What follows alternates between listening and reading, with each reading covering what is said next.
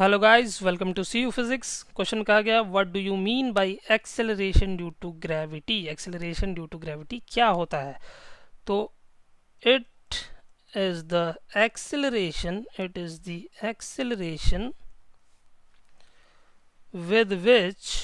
with which a body falls under the effect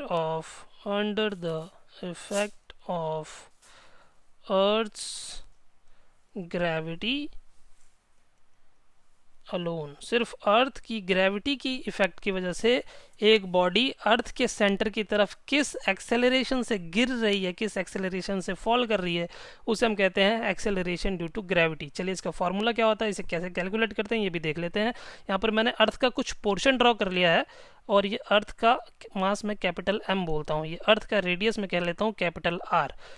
अर्थ का radius जो होता है वो होता है 6400 किलोमीटर्स। तो अर्थ के सरफेस से कुछ हाइट ऊपर, मान लीजिए 2 metre, 4 metre, 10 metre, 50 metre, 100 metre, या ज़्यादा से ज़्यादा आप 200-400 मीटर कर सकते हो। 200-400 मीटर की हाइट क्या है? अर्थ के रेडियस के कंपैरिजन में बहुत छोटी है, 400 मीटर की हाइट। और यहाँ कितना है? 6400 किलोमीटर, यानी 6400,000 मीटर। उसके कंपैरिजन में हाइट बहुत छोटी होती है। एक बिल्डिंग की हाइट ले लो, एक क्या पेड़ की हाइट ले लो, एक ट्री की हाइट ले लो, जहाँ से मैं एक बॉडी को ड्रॉप करता हूँ तो उसकी हाइट जो है वो अर्थ के रेडियस में बहुत कंपैरिजन में छोटी है। तो इस हाइट एच को मैं नेग्लिजिबल मान लूँ तो एक ऑब्जेक्ट को जिसका स्मॉल मास है उसका स्मॉल एम, उसे मैं ड्रॉप करता हूँ किसी हाइट से, तो उस बॉडी का अर्थ के सेंटर से जो डिस्टेंस है अप्रोक्सीमेटली अर्थ के रेडियस के ही बराबर होगा।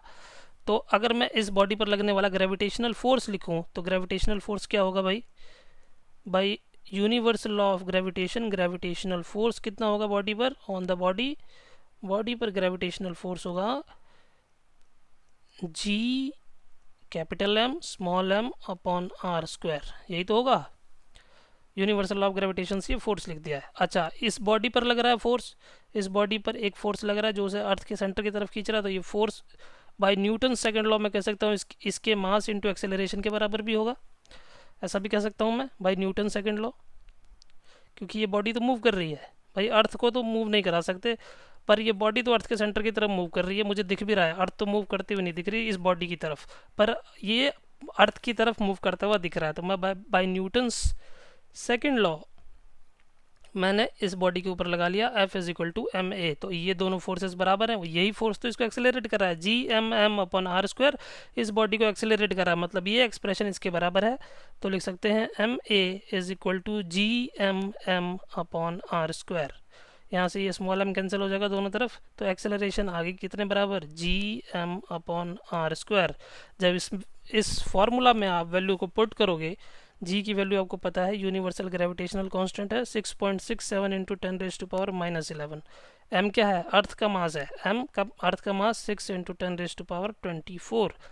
आर क्या है? अर्थ का रेडियस है, यानी 6.4 इंटू 10⁻6 का होल स्क्वायर। तो जब इस फॉर्मूला को आप इस वैल्यू को कैलकुलेट करोगे तो एक्सेलरेशन आती है 9.8 मीटर पर सेकेंड स्क्वायर। इस एक्सेलरेशन को हम स्मॉल जी से डिनोट करते हैं, ध्यान रखिएगा, स्मॉल जी से करते हैं, कैपिटल जी से नहीं करते हैं। Capital G universal gravitational constant है, स्मॉल जी क्या है? Acceleration due to gravity.